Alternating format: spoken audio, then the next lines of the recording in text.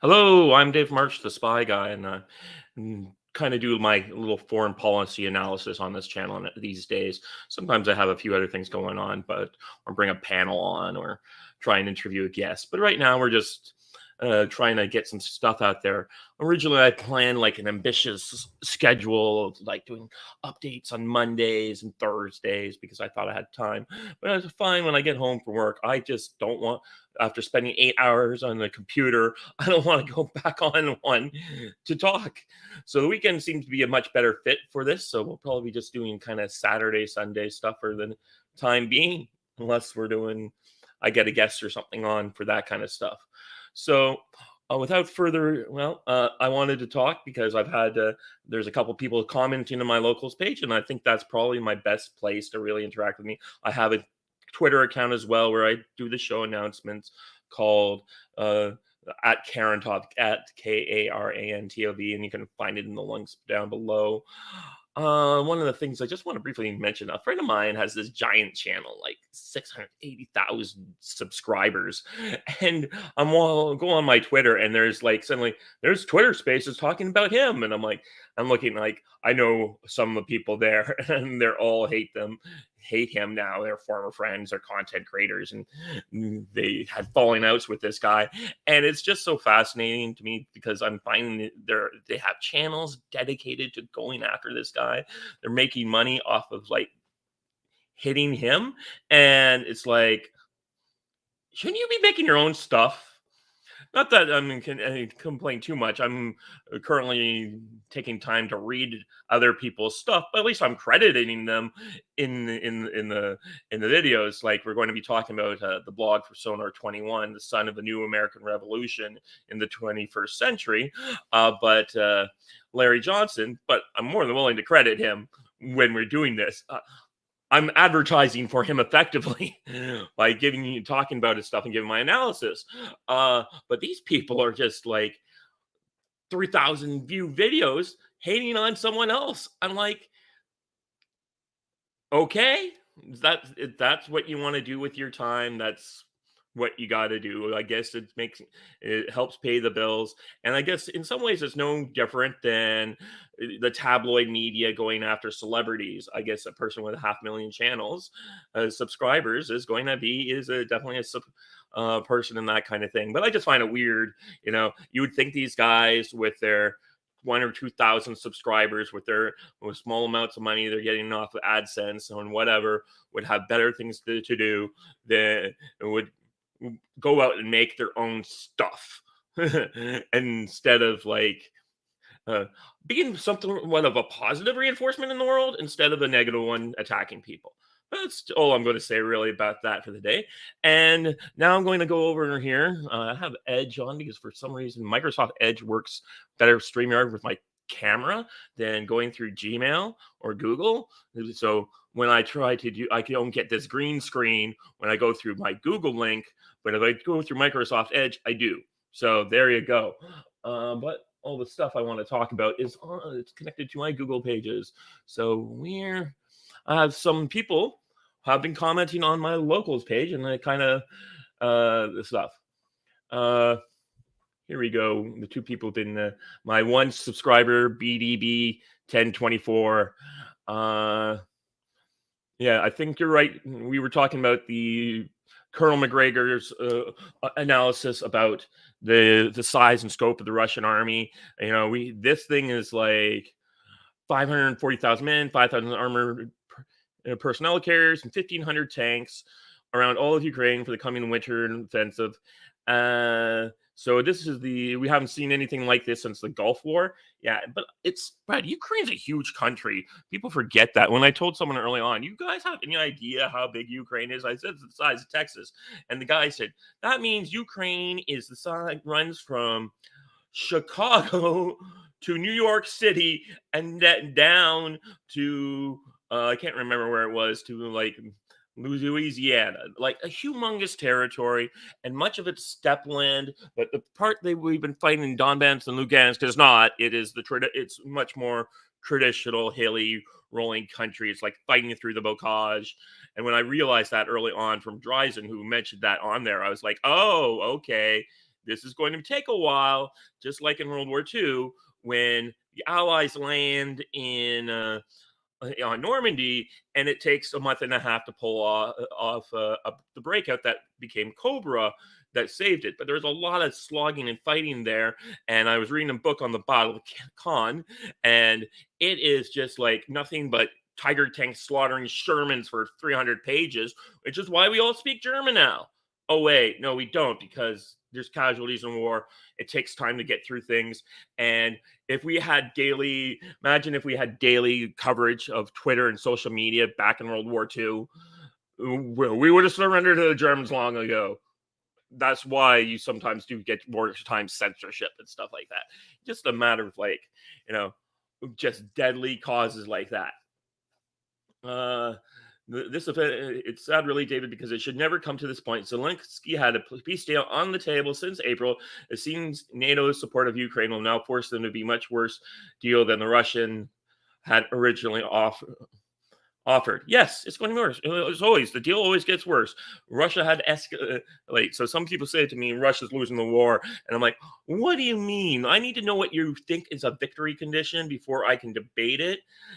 But I do agree that Russia certainly thought they never would have to mobilize.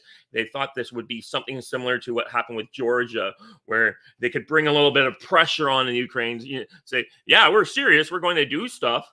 And the other guys would come to the table and realize, okay, we didn't realize, we kept taunting you in the face, and now you slugged us in the stomach. Okay, maybe it's before you kick our teeth in, maybe we can say uncle, and we'll give you the neutrality you want. And they basically turned Donetsk and Lugansk into Quebec. But no.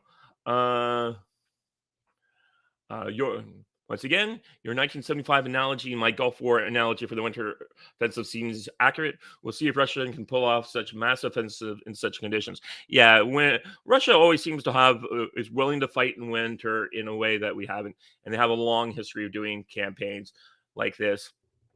Look at World War I, the Russian military offensive there against Turkey. Look at every single World War II campaign almost always starts in the winter, and that's where the Russians always push back the Germans, the greatest until Bagration. They are equipped with new T-80 and T-90 tanks fresh from the factories, and I'm following many Ukrainian Russian Telegram channels. I do not have the time to watch that. My new job is nice. My old job had a lot more time to spare for catching up on Telegram. My new job is just constant 8 hours of getting work done, which is nice. It is tiring. It's not like I still get out and I have breaks and all that stuff. It's not terrible. It's just like, but before where I had some time to get little 15 minutes, and I was working from home at that time. I could get in on Telegram and look at stuff, but for the most part, I am also a military historian. I'm not a day-to-day guy. You can go follow people like Defense Politics Asia, and they'll get down to like, this border post was attacked in this way by three casualties were lost. I'm like, I don't know. That seemed to be instant gratuity that interests a lot of people, but for me, I'm more interested in the grand scheme of a campaign over months of time and seeing how it goes. People often early ask me for my opinion on stuff, and I'm like, I need to see. Let me see in 3 weeks what's happened here. I don't know enough. And yeah, of those 460,000 troops, I would guess 250 would be, the 300,000 would be combat troops. Yeah, that's what I'm thinking as well. The Russians also don't use a lot. I don't know how the Russian logistics, like America has got a lot of what used to be done by soldiers be taken over by civilian contractors. How much is that affecting the Russians? So how much of their, what we call tooth to tail? So tooth being the guys on the front line, and tail being all the logistics stuff in the background. And in World War II, I think, or by Korea for certain, the trade was 10-1. If you had, for every one soldier on the front line, you had 10 guys in the background doing other things. And so a lot of that was downloaded off to private, like Halliburton and other contractors in the Gulf War. How much of that's actually happening in Russia, I don't know. I'm not there. It's going to be a long time before anyone can really get there. I understand it's not impossible to get to Russia. It's just if you want to send money there, you literally have to walk it across the border. So if I were wanting, I'd have to go to Baku in Azerbaijan and take the train across. But I understand with physical cash in hand. So it's a difficult. There's just no electronic way to move money around in the way it used to be. So that's how that goes. Now, I was also asking about the 2019. If you were this Rand report, I am aware of the Rand report. Came out in 2019, the day after Zelensky was elected. Basically, everything in Ukraine before Feb 24th that led to the current situation has happened. I wanted to read the report and let me know what you think. Thanks for your updates. I enjoy them. Well, I'm glad you do. Anyways, I'm going to. I'll look at. Haven't had a chance to really get into that thing yet. I do want to. My own, as I to. I asked Rand. He said I asked Rand Corporation about it. They call it Russian disinformation. How convenient them all. And then I explained. It seems. Yeah.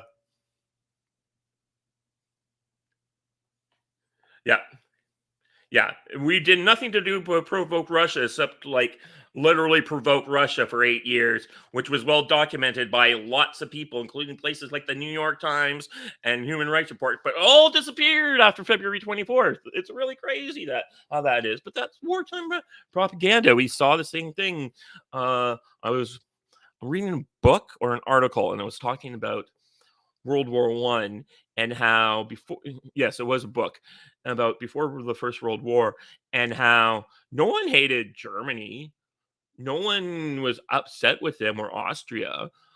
They like the German Navy came and did a fleet visit to Scapa Flow and everyone got drunk and they had a football game and like the the number one thing the German Navy units were personnel were saying is like come back to Kiel for next year when you do your fleet visit to us we'll show you even better time in English Navy Royal Navy and suddenly, under the power of the wartime propaganda, everyone just went dialed up from like 0 to 11 on hate scale, and just the tabloid media level of propaganda just that we've all gone through it in COVID.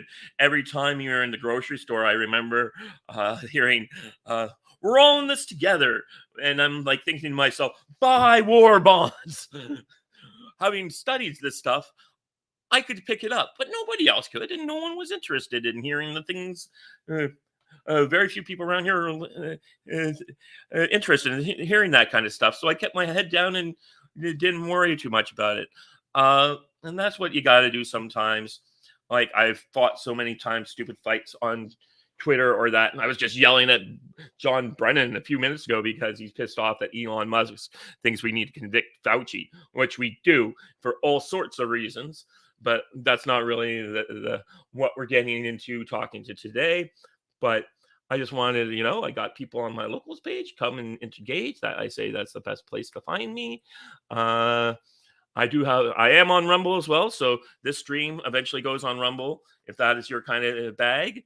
And like I said, I'm on Twitter. I try to use Facebook as little as possible. So if you go and find my page there, I'm not looking at it. So don't look at it, go bothering me there. So I wanted to talk about a guy named Larry Johnson. He is here from his about. He's a veteran of the CIA and the State Department's Office of Counterterrorism. He's the founder and managing partner of Berg Associates, which was established in 1988. He provided training to the U.S. military special ops community for 4 years. He has been vilified by the right and the left, which means he must be doing something right. Remember, if they're saying bad things about you, you're over the target zone. The flak is always heaviest when you're over the target zone.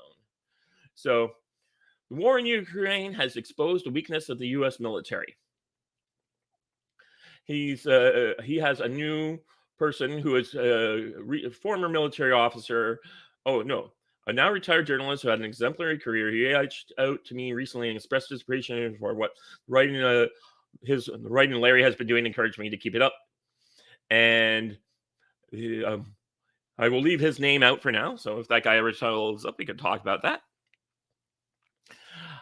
So, an example, 19th century Britain went almost a century after Waterloo with no major war besides Crimea, which I've read a book about it. It's a fascinating campaign, a completely unforgotten war, but a very important one in the range of the bolt action rifle came into claim in there.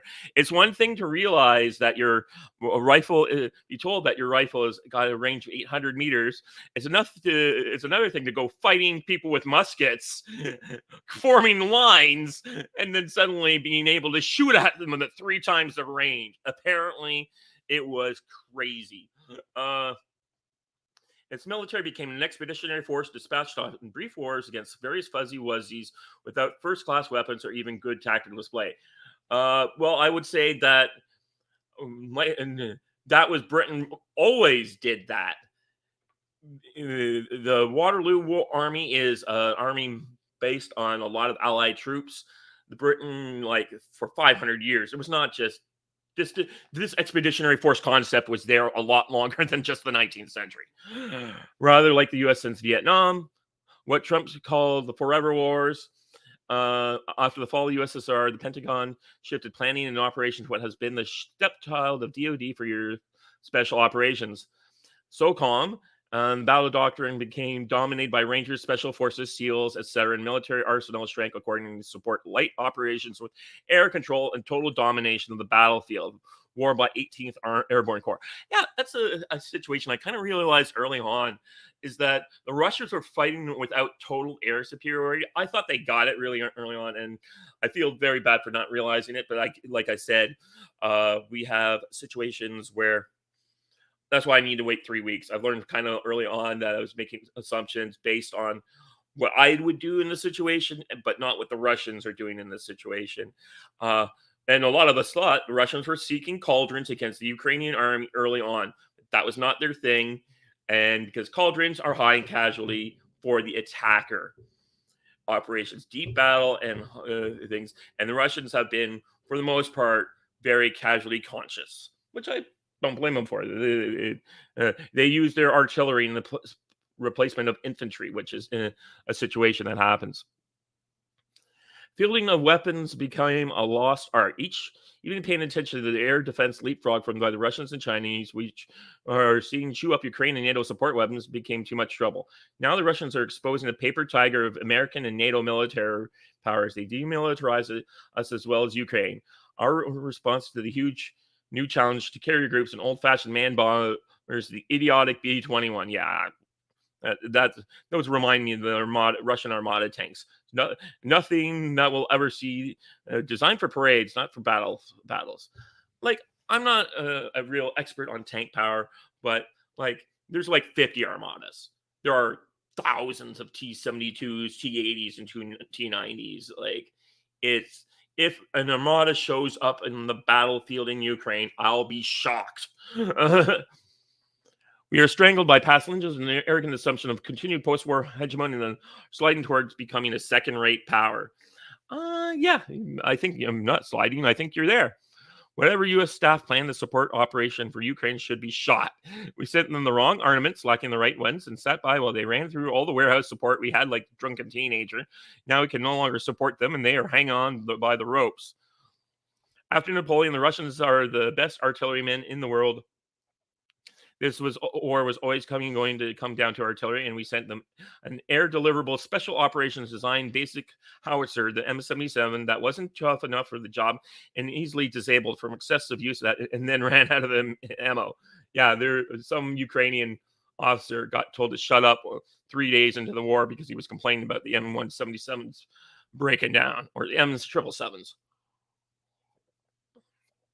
We should have seen this all coming up front. We are not only proceeded on an arrogant basis without proper study. We knew we were in an industrial war, and this was a game we couldn't play for long. Did we know we were in an industrial war? That's the problem. I knew we were in an industrial war.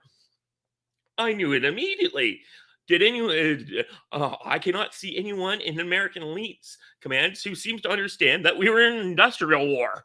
And still now, I think there's some people in the Pentagon who now realize that. People like Milley who are like, wait, this is not going to work out.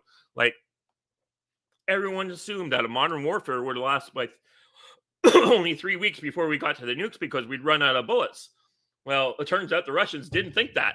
They've been stockpiling weapons for 8 years. Yes, the DoD is scared now and is going to resist Biden administration neocon pressure to escalate. The muttering about Crimea indicates the administration is beginning to think about the end game. Then Larry Johnson goes on to talk about the Special Operations Forces. What makes them special in the selection process of the various units in play for qualified men and some women to carry out the missions. Yeah, I've read some of their stuff. It's all about, like, I can't believe you would do.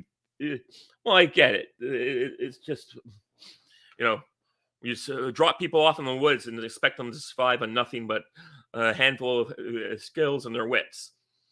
Notwithstanding their skill and smart, these units cannot turn the tide of battle in a peer-to-peer war. Yeah, like, you can do.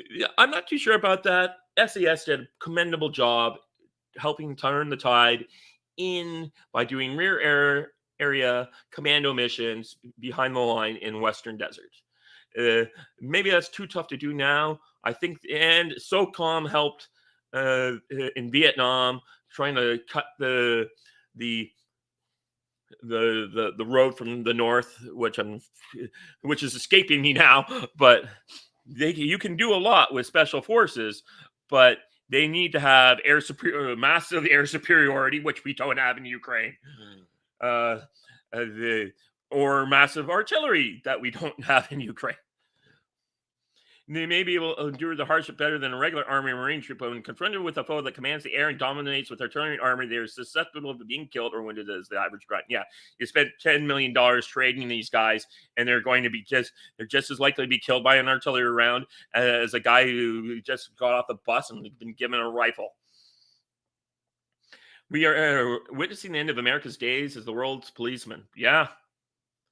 It's an expensive expeditionary force. Deploying troops and equipment to foreign countries to wage war is a costly business, right? Not just in terms of lives lost, but it requires, as we've seen in Afghanistan, Iraq, billions of dollars that are burned up on battlefields without achieving any significant political outcome that strengthens the security of the United States. Yeah, like at least when the British went around doing this in the 19th and early 20th centuries, they didn't make it with true imperialism. They just ran the joints, okay? And because they were so much better, Western people were so much better administration than the locals, we could often get away with stuff because we were like not nearly as corrupt as the local idiots in charge. But eventually those local idiots stopped being idiots because we would train them and then they could replace us. America has never done this because they don't think of themselves as a true imperial power. So they remind me a lot of the operations that I see going on remind me of Roman tax collecting system in the early republic. We are witnessing a new phase of this reality in Ukraine. U.S. weapons on the battlefield in the Donbass are not game changers, right? War in Ukraine exposed the weakness of logistics capability of both the U.S. and NATO members, where you reach the point where the U.S. defense contractors can only produce 20,000 artillery shells in a month, while Russia is firing that many in one day and continue supplying its troops. Yes, because they built an industrial thing, and they're also closer to their supply lines. American supply lines are in America, so you need to put an order from Ukraine. It has to go all the way to the United States, get built in the factory, put on a boat, shipped all the way back, and then there. Meanwhile, the Russians probably have their factories in nearby industrial cities, and they're just churning out down the railroad line. Every day, you got something more coming in. So there's that logistics. We need to pre-position supplies in European countries. I'm sure all those supplies have been looted and sent off to Ukraine. Okay, last cowardly charge made on horseback by the U.S. Army took place in 1942 when the U.S. fought the Japanese Army in the Philippines. After that, the mounted cavalry was replaced by tanks. Think about that for a minute. In World War One, an event of the tank and the machine gun rendered horse cavalry irrelevant to modern warfare. Yet the U.S. Army insisted on maintaining that capability, even though use was useless strategically and tactically. U.S. military today is making a similar mistake, i.e., hanging on to legacy defense systems that have been made obsolete by technology. Oh yeah, we definitely have talked about that in previous episodes on this blog or on this channel. He gets into the Victor Bout thing. Where is that? And basically, Victor Bout was probably a Russian counter intelligence asset, and that's why Russia wanted him back. In fact, they traded him for I'm happy whenever the Americans can get one of their people back from Russia, and she's a Ah, she obviously was doing what she was doing for years, and the Russians just said, "Hey, we can grab her now." I'm not saying the Russians are perfect. One of my favorite shows on YouTube was Bald and Bankrupt, and this is a guy who loves Russia. Right? He's done more than probably any person in the West to try and bring positive Russianness and the countryside and the landscape to the rest of the world and humanizing Russians in a way that we critically need at this point. And his last trip to Russia, he was arrested, thrown in jail for 2 days, and kicked out of the country. And it's because during peacetime, he made some enemies in the administration that from the tourist guys came to him and say, "Hey, we'll give you special access, but you got to do our propaganda." And he told them to pound sand, and or other times the like told not to, he couldn't film in places, and he's like, "I'm allowed to film anywhere." And as a result of that, he didn't make a lot of friends, and now they're in wartime levels, so they kicked him out, and it's a real shame.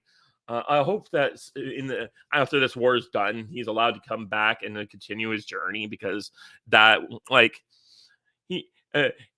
I mean, he does have the at least ability to go to Belarus because his wife's a white Russian, but still, it's a really sad thing that this is not the time when Russia should have been doing that. They should have let him wander the streets and do his show and let people hear from him. I'm pretty sure it would have been a very positive experience and helping counteract a lot of this anti-Russian hate. But Russians going to be Russians. Thanks to Andrew. His next piece here that I'm covering today is more evidence that American diplomats are not as smart as they believe they are. And thanks to Andrei Martinov for pointing out a recent opinion piece by one Peter Van Buren. Okay. Andrei Martinov is a guy you can watch. He's got a channel as well. Where's it? Let me pull up his blog here. He's called Remnants of the Future. So if you want to go there and read about his stuff, you can definitely talk to him about that. Watch his stuff. You can find him on YouTube as well. Retired Foreign Service Officer, Peter Van Buren is a retired Foreign Service officer, had a career at the U.S. State Department. U.S. Foreign Service officers take great pride in believing they are super smart. I have a friend of mine who's a former FSO. Yeah, but in defense of Robert, he is really smart. And he has great stories about like the time he, 2 weeks into his first job at the State Department, he had to flee Saigon on a helicopter. That's a great way to start your career. They pass the foreign. How do they know they pass the Foreign Service exam? If you have not taken and passed that exam, you are by definition not as smart as a Foreign Service officer. I'm not exaggerating. I've only know Robert, so I can't imagine. Or alongside of these folks for 4 years and contest to the arrogance and air of self-importance that imbues the typical FSO as they parade around State Department headquarters, aka main state. Normal people you enjoy sitting with as a dinner guest or barmate. Robert is a good example of that. The FSOs are weird lot produced through years of self-selection. Anyway, back to Mr. Van Buren. Peter appears to be break with a stereotype. He's a big, beefy guy and does not appear to be deficient in testosterone, which is his short supply at Maine State, and where it is metrosexual heaven. He did a year in Iraq as a team leader for 2 presidential reconstruction teams. I know Robert did some of that stuff, but I think he wasn't. He was more on an advisory tour. I'm not. He has a book where he becomes very critical. Where is it here? He wrote a book, We Meant Well, How I Helped Lose the Battle for the Hearts and Minds of the Iraq People, was published in 2012. Van Buren claims to have experienced a series of escalating adverse actions. What can I say? We Meant Well is probably one of the most terrible things people say. We meant well right before they do something really awful. I'm sure everyone who did the COVID response and found out lockdowns were a total failure, but you can remember they meant well. That said, I'm shocked by his piece in the American Star. It starts off with this, to quote Brother Martiano, wowzer. From the moment Russian troops crossed into Ukraine, there are only two possible outcomes. Ukraine could reach a diplomatic solution that resets its physical eastern border, i.e. Russia's base goes to he grabs everything in the Dnieper River, and so firmly establishes a geopolitical role as a buffer state between NATO and Russia. Or after battlefield losses and diplomacy, Russia could retreat to its original February starting point, and Ukraine would firmly establish its geopolitical role as a buffer state between NATO and Russia. Only two, and as of course Larry's like, only two possible outcomes. One other possible outcome: Russia demilitarizes and DNAZIs Ukraine, ensures that installs a new puppet government in Ukraine that is not beholden to the United States and NATO. Duh. There's also lots of other options where, the Russians get only one thing. There's some horse training going on. They don't return back their pre-2014 borders. Maybe they only grabbed something. It could have been a stalemate that dragged on for years, a demilitarized zone. Why did you not? So Larry asked, Peter, why did you not entertain this possibility? Russia, by virtue of its size and technically sophisticated military, i.e. fully integrated electronic warfare capability that NATO lacks an arsenal of precision, hypersonic missiles, and tanks, entered them special military operations come with clear advantages, because nobody let Peter and all his friends think that's all BS. They don't understand they don't think any of that exists. I've talked to some of these people. They really think Russia's still in the 1990s and hasn't done anything to improve its lot. They buy all their own propaganda, and that's what's so dangerous. Problem for Putin is even more acute as NATO builds up its strength in Poland. Yeah, you mean like when Britain decided to cut its army by 10,000 soldiers in the last military budget. Britain, as of 2022, the British Army comprises 79,380 regular full-time personnel, 4,090 garrison, and 28,330 volunteer reserve personnel. Canada is about with our reserves is about 80,000. This is the British Army. The British Army on the Rhine was probably once considered one of the best army groups in NATO, and yet now it's down to like less than a core. The German army has strength of 62,766 soldiers. Think about this. This was an army that once had like 20 divisions or something like that. Like during the height of the Cold War, the Ursula von der Crazy was a former Minister of Defense for Germany, and in ways to fail upward, that's how the EU operates. She was fired after reports came in they were training their soldiers with broom handles. That was like 2014. You think it's gotten any better? As of 2020, the French army employed 118,600 personnel, including the Foreign Legion and the Paris Fire Brigade. In addition, the reserve element of the French army consists of 23,000 personnel. As of 22, Poland has 150,000 active duty personnel and a 32,000 territorial defense force, which, by the way, we got reports that they're mobilizing and having to take people out of the defensive economy. Surely a diplomat with Van Buren's pedigree would know that Russia just finished mobilizing more than 300,000 military reservists. They don't think they have mobilized 300,000 military reservists.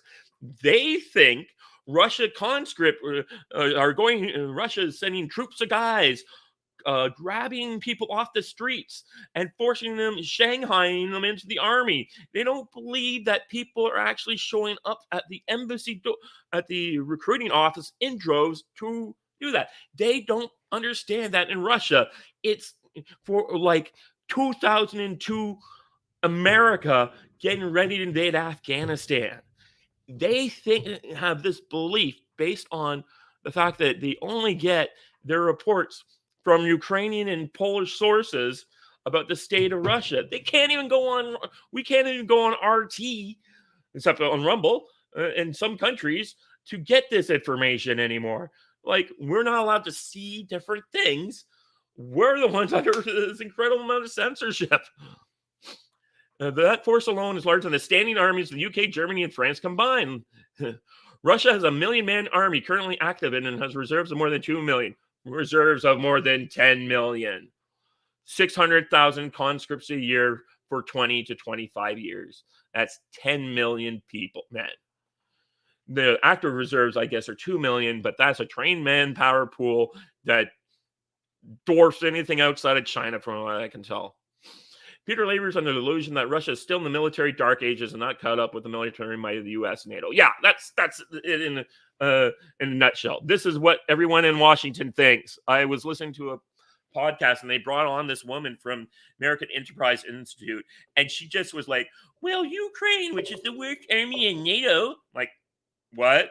We've been training the worst army in NATO for 8 years. It's beating up Russia. It's taking it. Imagine they go up against like a real force like Poland. Poland with its 200,000 troops against millions of Russians. Right. These people are just so clueless. Just how does the U.S. enjoy military superiority over Russia? Russia has a larger army in terms of manpower, which I keep railing about. Russian tanks are as good, if not better, than any tank in the U.S. arsenal. I'm not too sure about that. T-90s were really a more like gas upgrade over the T-80. Very cosmetic from what I could tell. From my old Twilight 2000 days, if anyone gets that reference. Russia has the most modern air defense system of any country in the world. That's true.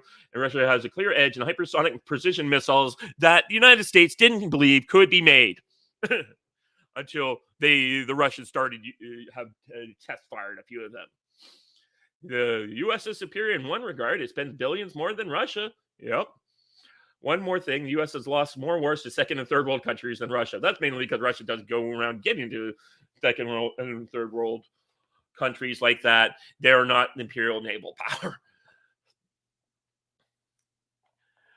Well, I'm not sure why Peter Van Buren wrote this article the way he did. I keep telling you, these people believe their own BS. They don't genuflect. They don't go outside their limited sources. They don't spend any time going to places who are having independent thought. They go to their parties in Washington, D.C., and everyone's just talking about, oh, yeah, Russia's losing. Russia sucks. This is that. They're not, they are trained not to have critical thinking skills anymore.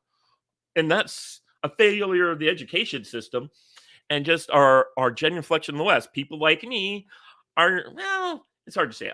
I slide in under the radar, but these people are all trapped in groupthink and just don't have any like ability to do anything. I remember being at a conference in 2019, and I'm talking to the guy who's the head of the U.S. wargaming department, and I was telling him what I thought about the future of modern warfare. And I was saying, well, we'll probably see.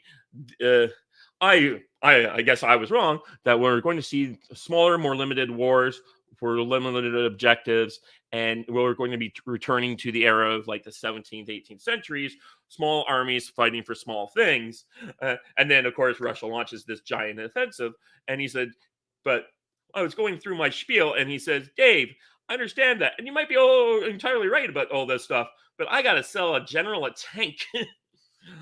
That's the attitude that we're dealing with here. It's all about weapon sales, and it's not about getting what we need. The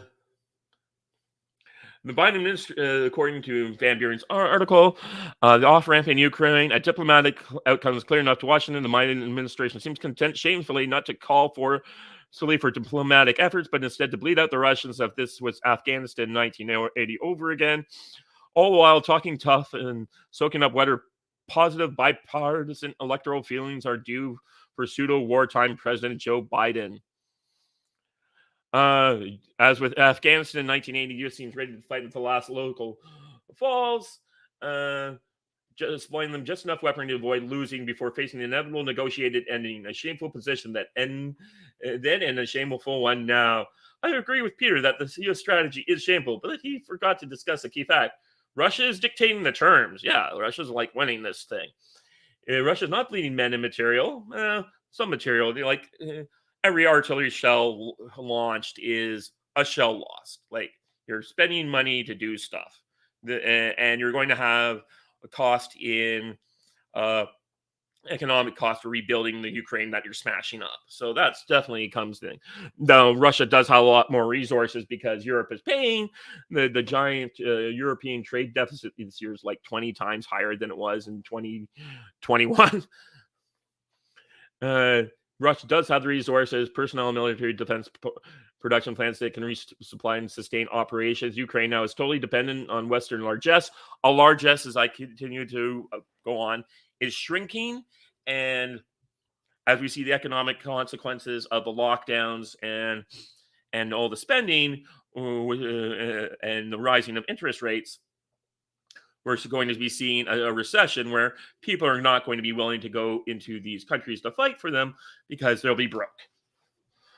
And much like South Vietnam falling to the north because Congress refused to spend any more money, I think you'll see something similar like that. So another guy who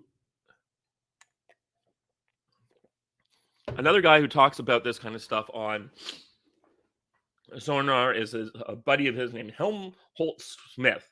I'm not too sure what Helmholtz. Let's see. He's got to have a bio here. I've never actually looked at it.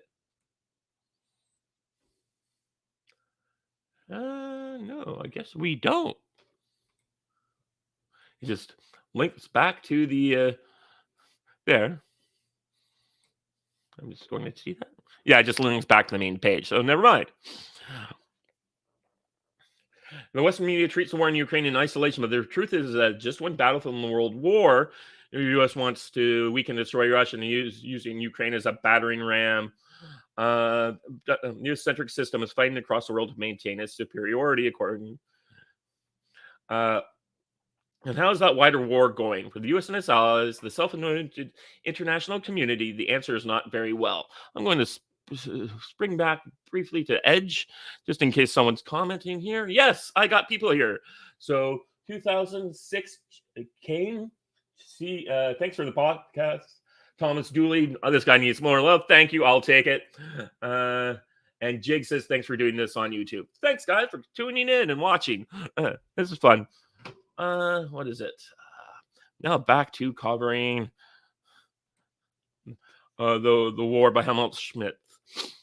Allied unity. These people thought when they sank the world's largest energy exporter and the two of the principal potash exporters, that fuel and food prices would go down, right?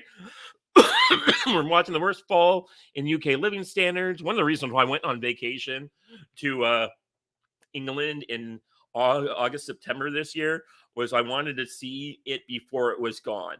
I could tell it was seen. I had this very all year feeling that England was it was in August of 1939 or June of 1914, and that this would be our last chance to see things before they were wrecked. European power prices shatter records. Inflation boosts U.S. household spending. Plenty more headlining like those. Even that citadel of Russia's phobia, the economists estimate, as Europe falls into recession, Russia climbs out. Allied unity is shaky. Ankara effectively blamed the USA for the recent terror attacks and is openly attacking U.S. allies in Syria. Poland's president admits, I don't need a war with Russia. Zelensky's insisted the Russian missile hit in Poland when everyone knows it did and is destroying our confidence in them. Europeans are starting to understand that Washington played them for fools. How many European manufacturers moving to the USA who blew up Nord Stream? Uh,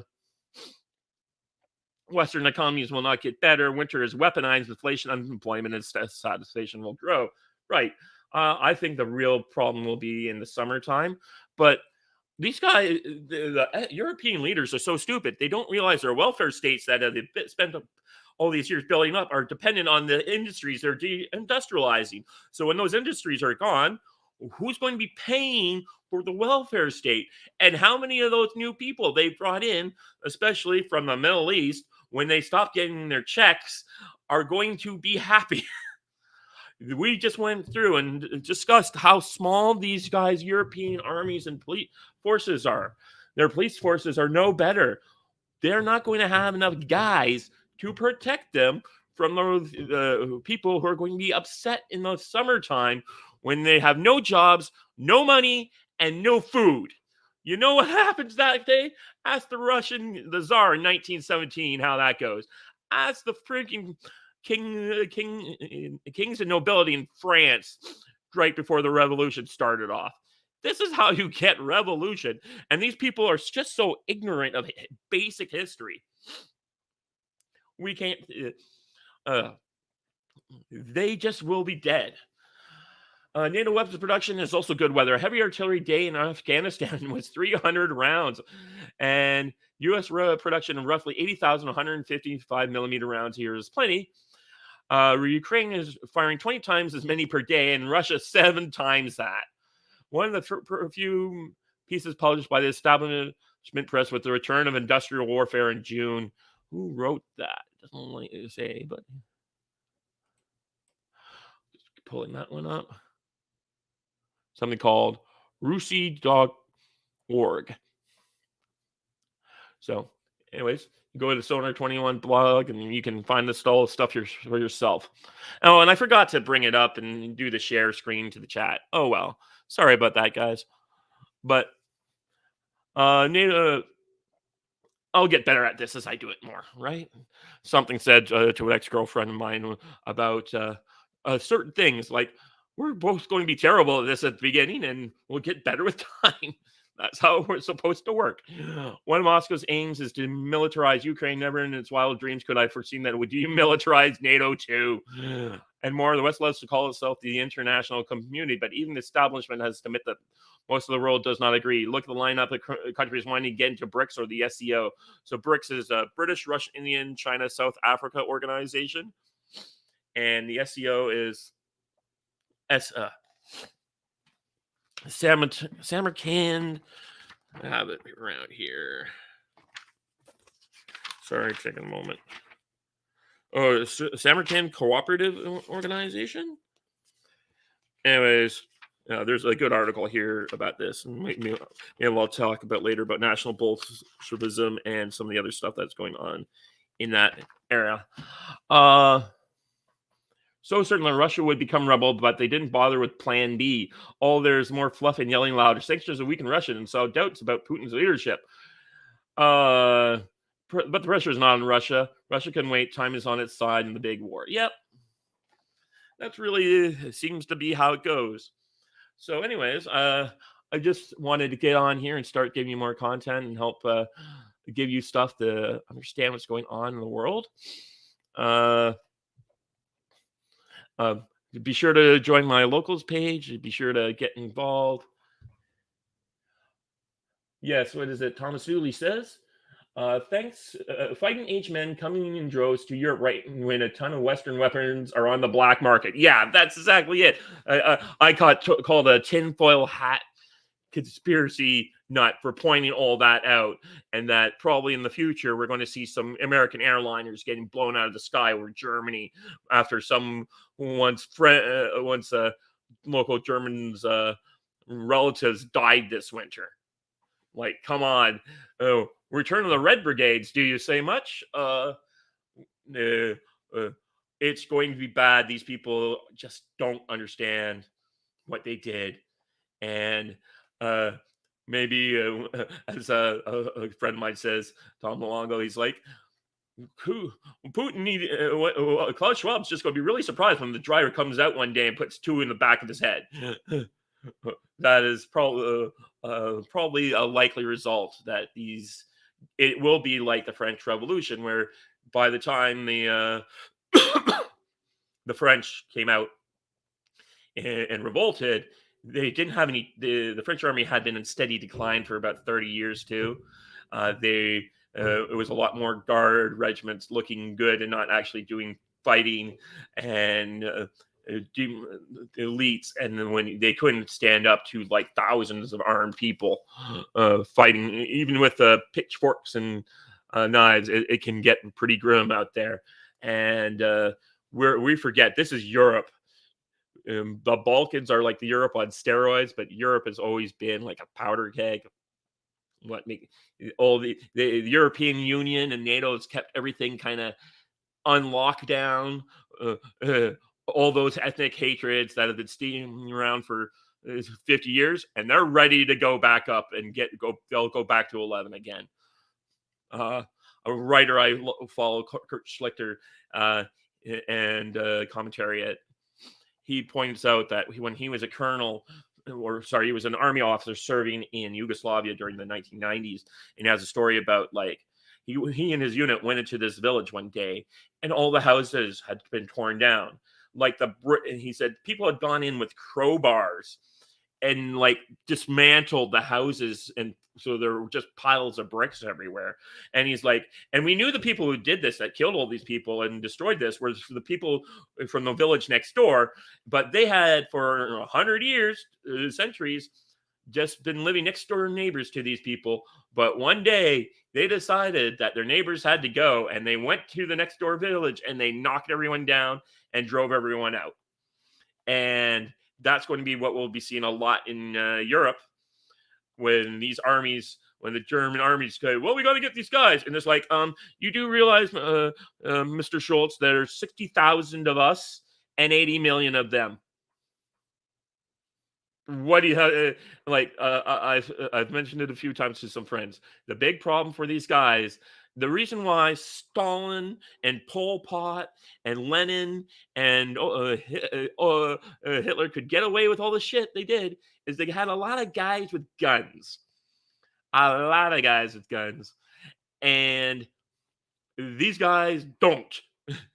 They think financial weapons are plenty, are all they need. They will make you broke. Well, congratulations, you made me broke. Now I don't have any buy into your system anymore. Now, what's to stop me from coming down there?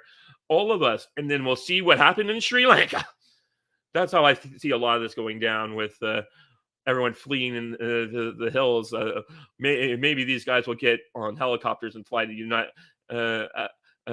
United and on planes and flying to the United States. But that's something I'm also worried about, is like regular Europeans, once they realize that they don't have they face rolling blackouts like they're facing in Paris and other countries or in cities, they're going to get their passports and they're going to get on airplanes and they're going to come here.